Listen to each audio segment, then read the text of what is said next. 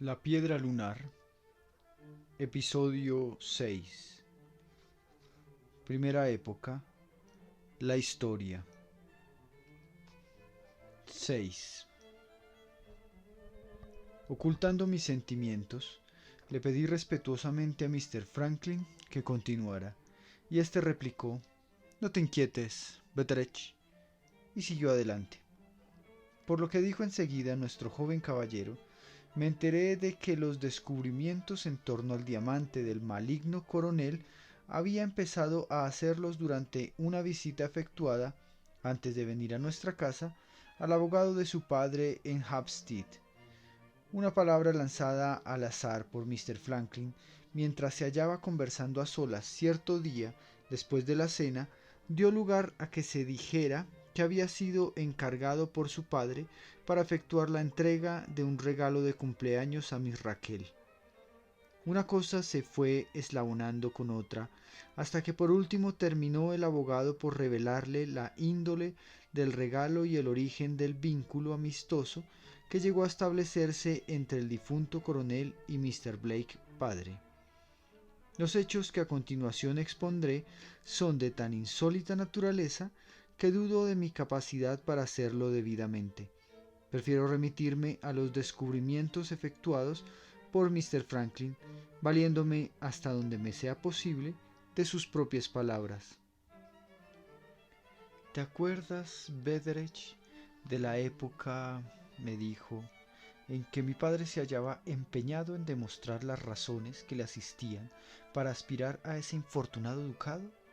Pues bien, por aquel entonces regresó mi tío Hardcastle de la India. Mi padre llegó a saber que su cuñado poseía ciertos documentos que podían serle de utilidad mientras se ventilaba el proceso. Fue a visitar, por tanto, al coronel con el pretexto de darle la bienvenida a su regreso a Inglaterra. El coronel no era persona que se dejara engañar de esa manera. «Tú necesitas algo», le dijo. «De lo contrario no habrías comprometido tu reputación para venir a mi casa». Mi padre comprendió que la mejor manera de salir airoso habría de ser el arrojar todas las cartas sobre la mesa. Admitió de entrada que iba en busca de esos papeles. El coronel le pidió un día de plazo para meditar la respuesta. Esta llegó bajo la forma de la más extraordinaria de las cartas, la cual me fue mostrada por el letrado.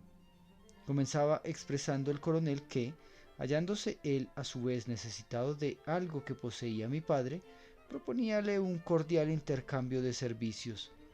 Los azares de la guerra, tales fueron sus palabras, habíanle puesto en posesión de uno de los más grandes diamantes del mundo, y tenía su razón para creer que tanto su persona como la piedra preciosa correrían peligro mientras permanecieran juntos en cualquier morada o rincón de la tierra. Frente a tan alarmante perspectiva, había resuelto confiarle la custodia del diamante a otra persona. Esta no tendría nada que temer. Podría depositar la gema en algún sitio fuera de su casa y especialmente vigilado, en un banco o en la caja fuerte de algún joyero, donde es costumbre guardar los objetos más valiosos. Su responsabilidad personal en el asunto habría de ser de índole enteramente pasiva.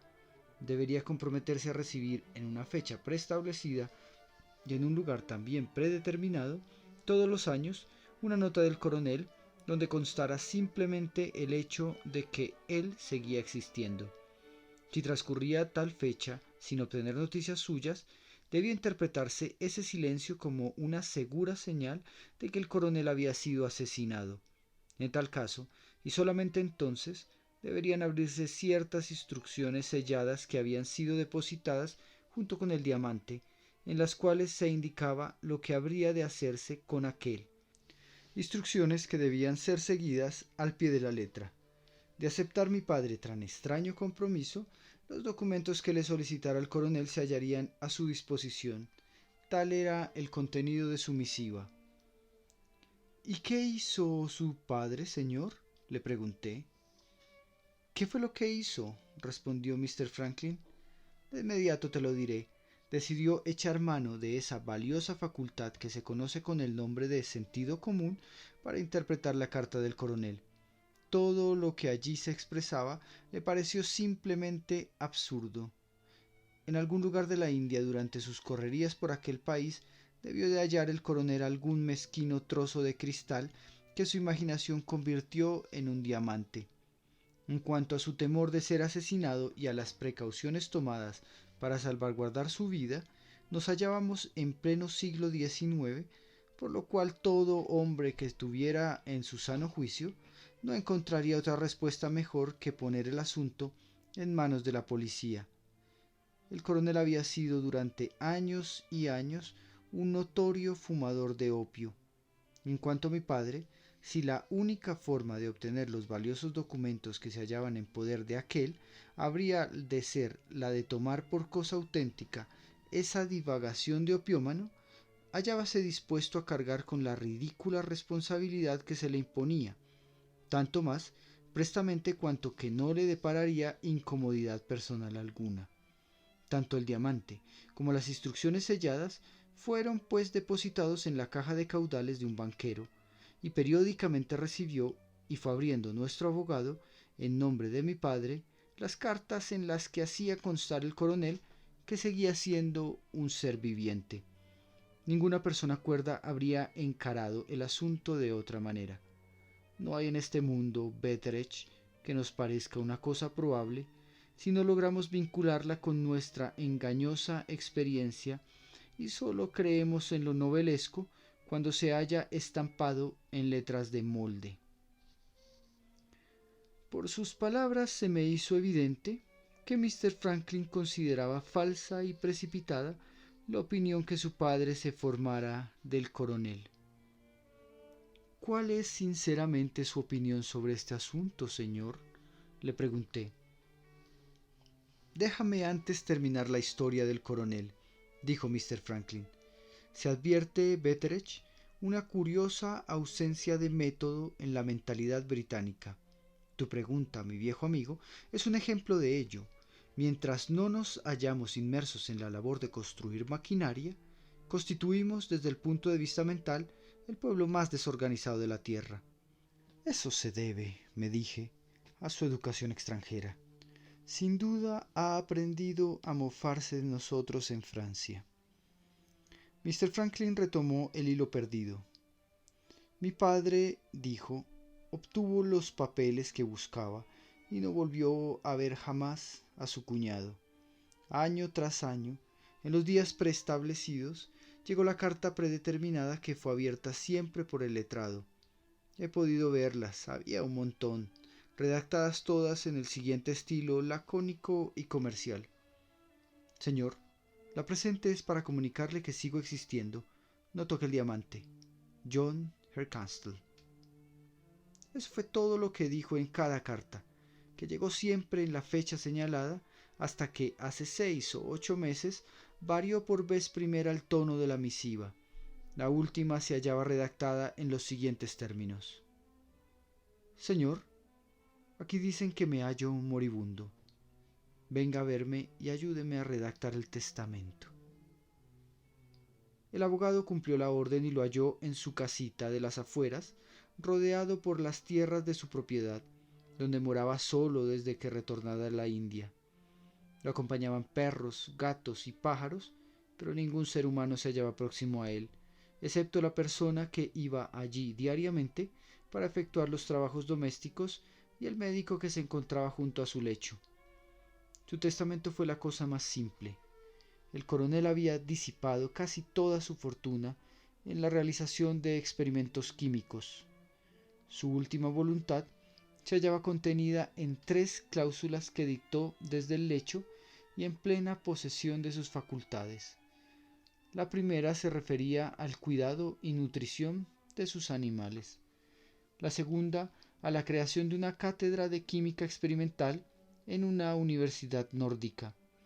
En la tercera, expresaba su propósito de legar la piedra lunar como presente de cumpleaños a su sobrina, siempre que mi padre fuera quien desempeñase las funciones de albacea. Mi padre se negó al principio a actuar de tal modo. Meditando más tarde sobre ello, consintió, sin embargo, en parte porque se le dieron seguridades de que tal actitud no le habría de ocasionar perjuicio alguno, y en parte porque el letrado le sugirió que, después de todo y en beneficio de Miss Raquel, convenía prestarle alguna atención al diamante. ¿Explicó el coronel la causa que le indujo a legar el diamante a Miss Raquel?, inquirí yo. No solo la explicó, sino que la especificó en el testamento, dijo Mr. Franklin.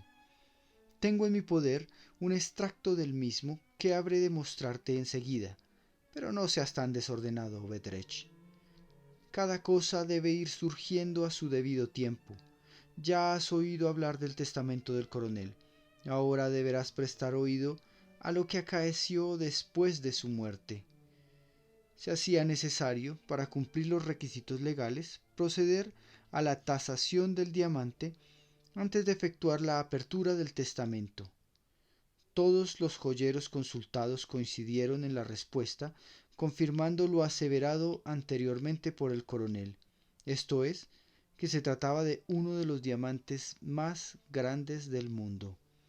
La cuestión de fijarle un precio exacto presentaba algunas dificultades. Su volumen hacía de él un verdadero fenómeno en el mercado de los diamantes. Su color obligaba a situarlo dentro de una categoría que tan solo él integraba, y a estas ambiguas características había que agregar un defecto, bajo la forma de una grieta situada en el mismo corazón de la gema. Pese a este último inconveniente, la más baja de las evaluaciones le atribuía un valor de 20.000 libras. Imagina el asombro de mi padre. Había estado a punto de renunciar a su cargo de albacea, lo cual hubiera significado para la familia la pérdida de tan magnífica piedra. El interés que logró entonces despertarle dicho asunto impulsóle a abrir las instrucciones selladas que habían sido puestas en depósito junto al diamante. El letrado me mostró ese documento, así como también los otros papeles. Ellos, en mi opinión, no pueden dar pista que conduzca al esclarecimiento de los móviles de la conspiración que amenazó en vida al coronel. ¿Entonces cree usted, señor, le dije, que existió ese complot? Faltó el excelente sentido común de mi padre, replicó Mr. Franklin. Opino que al coronel se le amenazó en vida tal cual él afirmaba. Las instrucciones selladas creo que sirven para explicar por qué razón murió, después de todo, tranquilamente en su lecho. En el supuesto caso de una muerte violenta, o sea, que no arribara la misiva correspondiente en la fecha establecida, se le ordenaba a mi padre remitir secretamente la piedra lunar a Ámsterdam. Allí debía depositarla en manos de un famoso diamantista, el cual habría de subdividirla en 4 o 6 piedras independientes.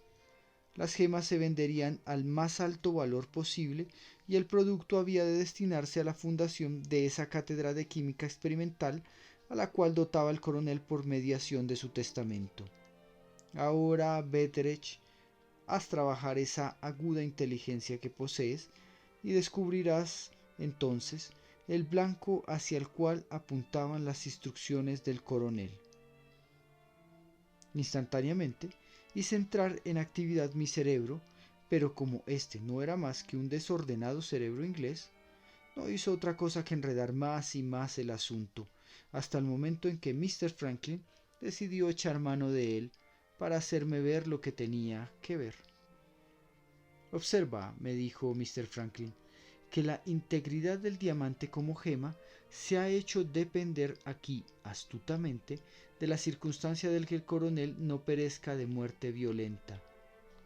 No satisfecho con decirles a los enemigos que teme, podéis matarme, pero no por eso os hallaréis más cerca del diamante de lo que os halláis ahora, pues lo he colocado fuera de vuestro alcance en la segunda caja fuerte de un banco, agrega, si me matáis, la piedra dejará para siempre de ser el diamante.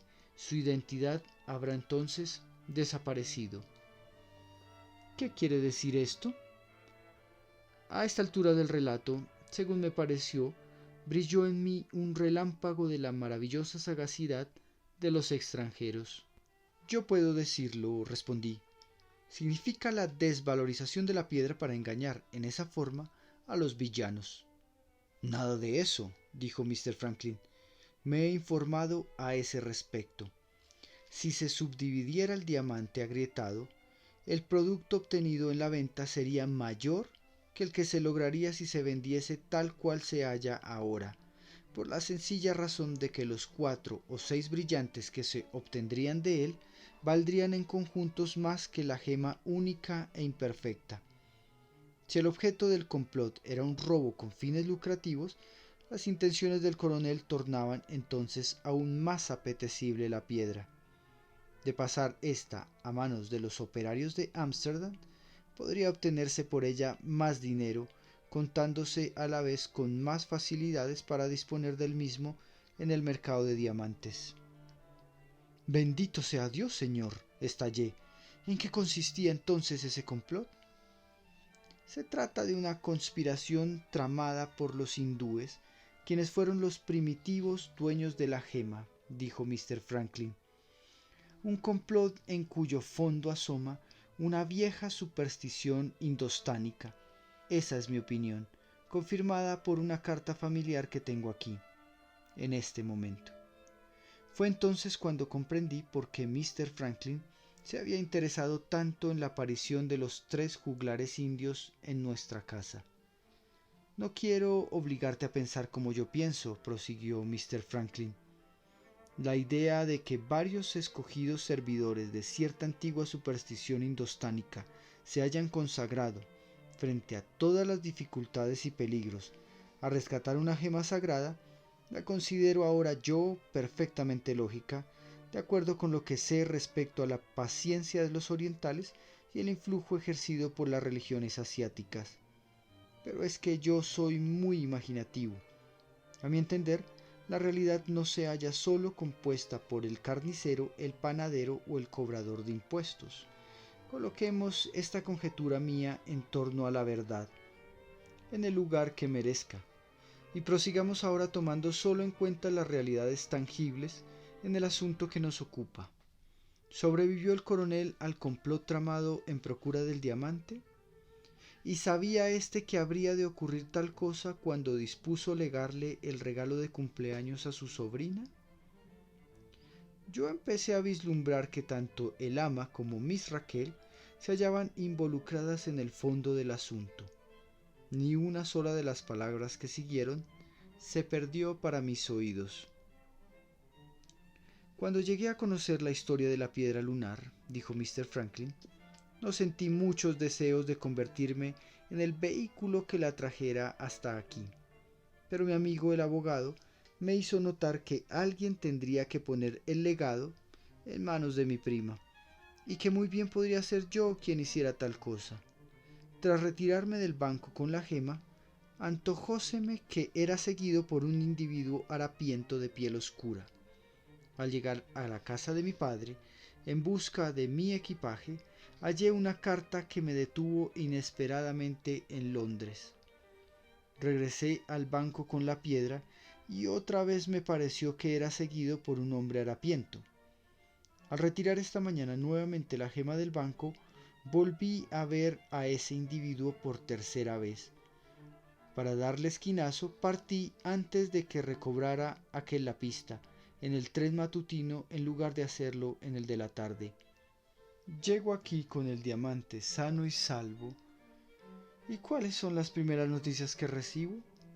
Pues que han estado aquí 3 hindúes vagabundos y que mi llegada de Londres y alguna cosa que creen que poseo constituye para ellos 2 motivos de preocupación cuando piensan que nadie los ve.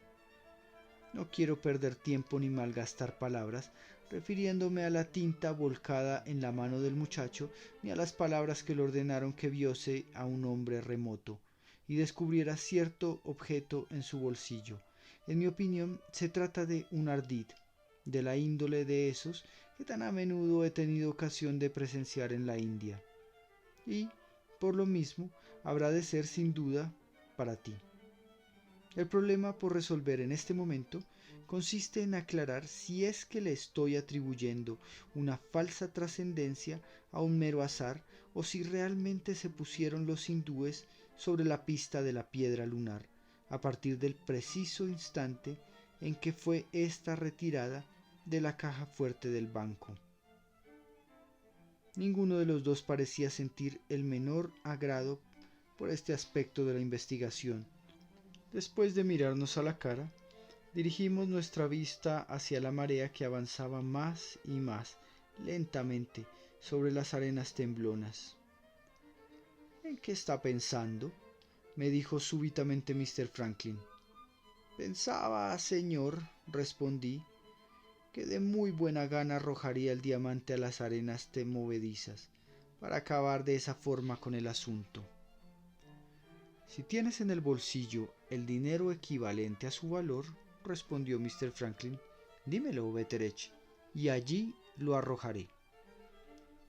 Es verdad curioso comprobar cómo, siempre que nuestra mente se halla convulsionada, la más leve chanza provoca en ella una enorme sensación de alivio. En ese instante hallamos ambos un gran motivo de diversión en la idea de arrojar allí el legado de mi Raquel y en imaginar a Mr. Blake afrontando, en su carácter de albacea, una situación extraordinariamente dificultosa. Aunque lo que había en ello de divertido es algo que ahora no percibo en absoluto. Mr. Franklin fue el primero en hacer que la conversación retornara a su cauce natural. Extrajo un sobre de su bolsillo y me tendió el papel que sacó de su interior. Betteredge, me dijo, en consideración a mi tía, tenemos que aclarar cuáles fueron los motivos que impulsaron al coronel a dejarle ese legado a su sobrina. Recuerda cómo trató Lady Verinder a su hermano desde el momento en que retornó a Inglaterra hasta el instante en que aquél te dijo que no habría de olvidarse nunca del cumpleaños de su sobrina. Y lee esto ahora. Me alargó entonces un extracto del testamento del coronel. Lo tengo ante mis ojos mientras escribo estas líneas y lo transcribiré enseguida en beneficio del lector. Tercero y último. Lego y otorgo a mi sobrina Raquel Verinder, única hija de mi hermana, Julia Verinder, viuda, el diamante amarillo hindú de mi propiedad, conocido en Oriente bajo el nombre de la piedra lunar, siempre que su madre, la susodicha Julia Verinder, se halle con vida en ese momento, y dispongo que mi albacea le haga entrega en tal caso del diamante personalmente o por mediación de una persona digna de confianza y escogida por él, a mi ya nombrada sobrina Raquel, el día de su primer cumpleaños, a partir de mi muerte y en presencia de mi hermana, la susodicha Julia Verinder. Otro sí. Deseo que, de acuerdo con lo establecido más arriba, se le informe a mi hermana, mediante una copia fiel de esta, la tercera y última cláusula de mi testamento, que lego el diamante a su hija Raquel en señal de amplio perdón por el agravio que para mi reputación significó su manera de conducirse conmigo durante mi existencia y sobre todo en señal de perdón, como corresponde que haga un moribundo, por el insulto de que se me hizo objeto en mi carácter de militar y caballero, cuando su criado, cumpliendo sus órdenes, me cerró la puerta en la cara, en ocasión de celebrarse el cumpleaños de su hija. Seguían más líneas en las cuales se disponía que, en caso de haber muerto ya mi ama o mi Raquel, en el instante del fallecimiento del testador, debía enviarse el diamante a Holanda, de acuerdo con lo especificado en las instrucciones selladas que se hallaban junto al diamante. El producto de la venta debería sumarse, en tal caso, a la cifra destinada por el mismo testamento a la creación de una cátedra de química en una universidad del norte. Le devolví el papel a Mr. Franklin, extraordinariamente inquieto y sin saber qué decirle.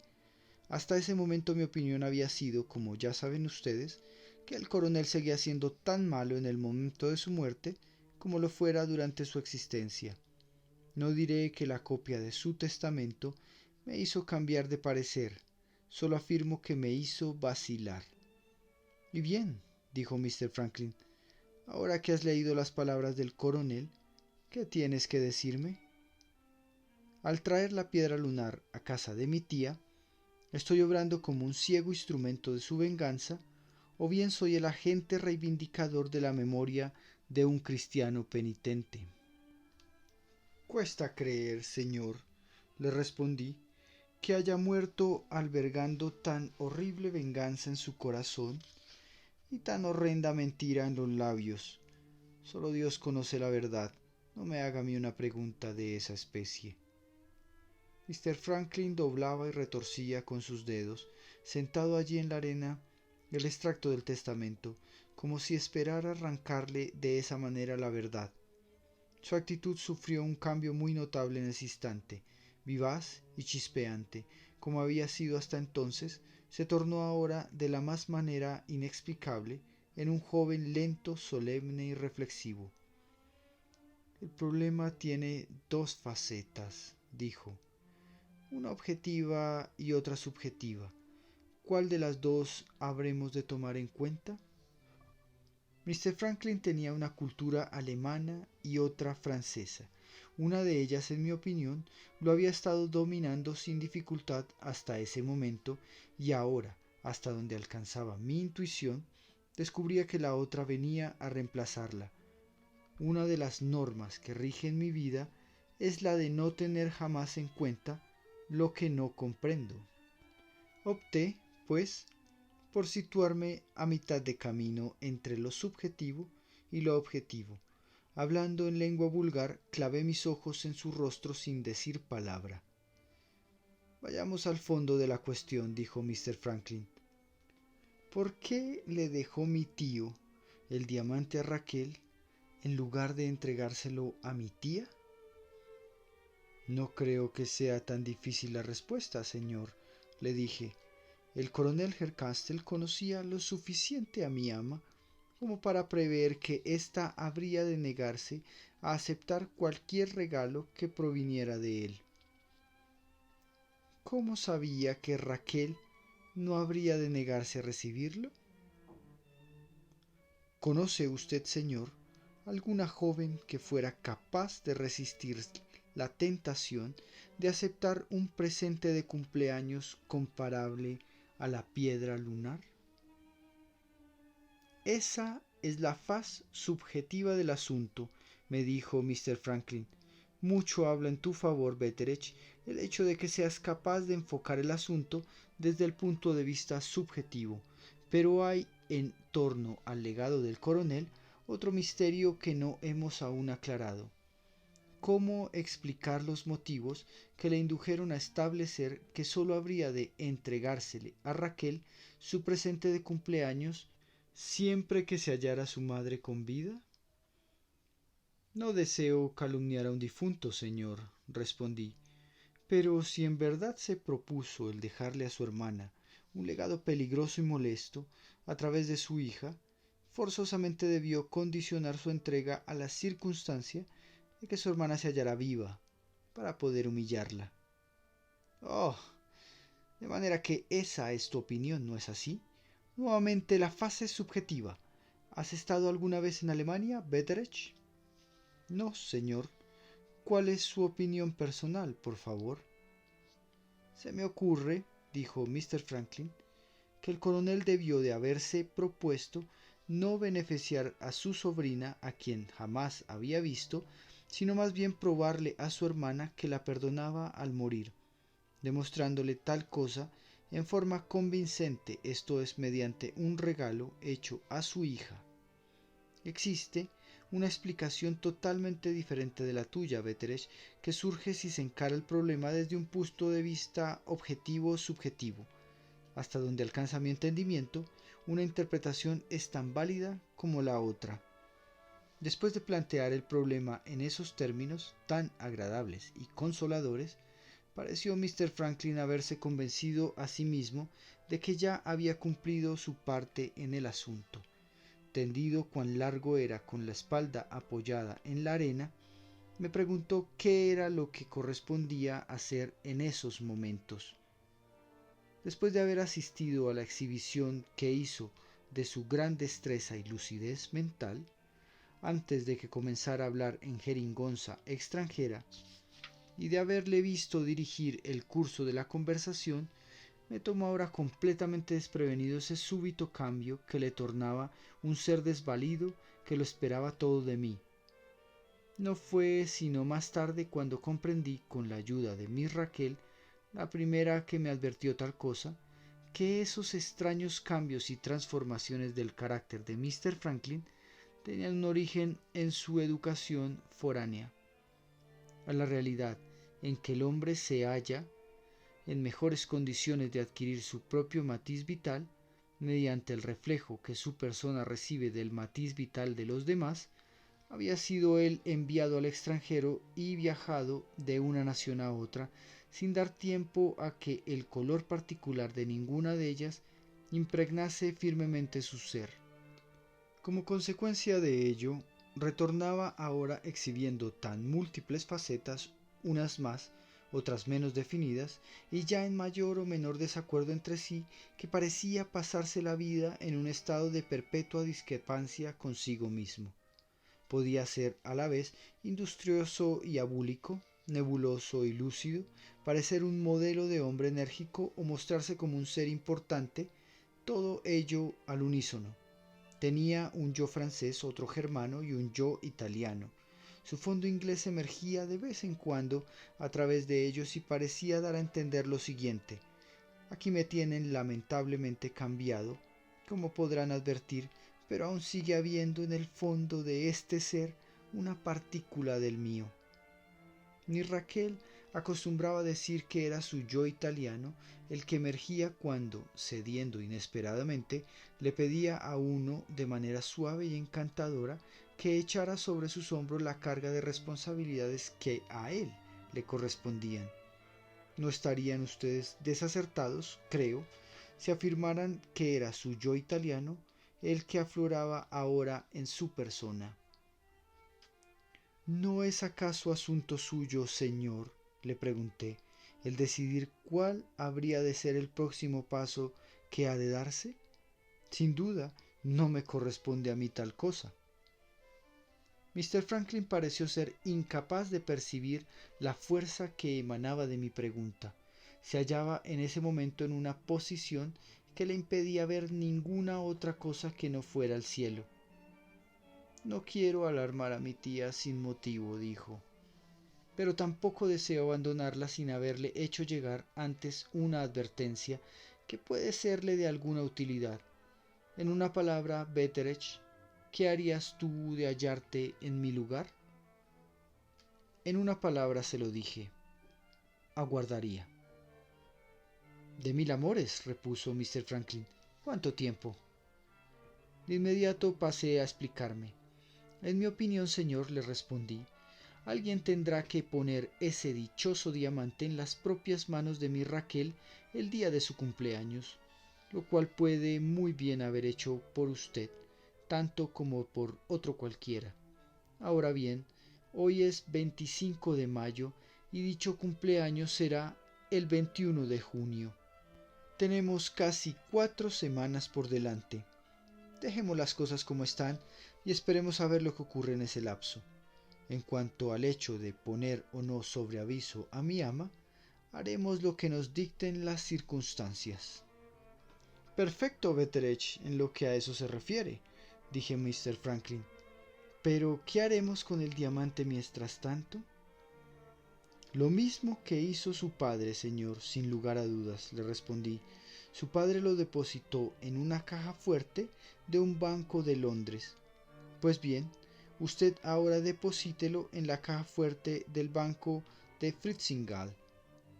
Fritzingal era la ciudad más próxima de la región y su banco tan seguro como el Banco de Inglaterra. De hallarme yo en su lugar, añadí, me lanzaría inmediatamente a caballo hacia Fritzingal antes del regreso de las señoras. La perspectiva de poder hacer algo y, lo que es más interesante, de realizarlo a caballo, hizo que Mr. Franklin se lanzara hacia lo alto como tocado por un rayo. Poniéndose de pie inmediatamente, tiró de mí sin ceremonia para obligarme a hacer lo mismo. Betteredge, vales tu peso en oro, dijo. Ven conmigo y ensíllame enseguida el mejor caballo que haya en los establos. He aquí, Dios lo bendiga, su fondo inglés original aflorando por fin a través de su barniz exótico. He aquí al señorito Franklin tan añorado, exhibiendo otra vez sus bellas maneras de antaño ante la perspectiva de un viaje a caballo y trayendo a mi memoria los viejos y buenos tiempos. Acababa de ordenárseme que le ensillara un caballo. De buena gana le hubiera ensillado una docena, si hubiera podido él cabalgar a la vez sobre todos ellos. Emprendimos presurosos el regreso hacia la casa. En un momento ensillamos el más veloz de los caballos del establo y Mr. Franklin echó a andar ruidosamente con el fin de guardar una vez más el diamante maldito en la caja fuerte del banco. Cuando dejé de oír el fragor producido por los cascos de caballo y, de regreso en el patio, me encontré otra vez a solas conmigo mismo. Estuve a punto de pensar que acababa de despertar de un sueño.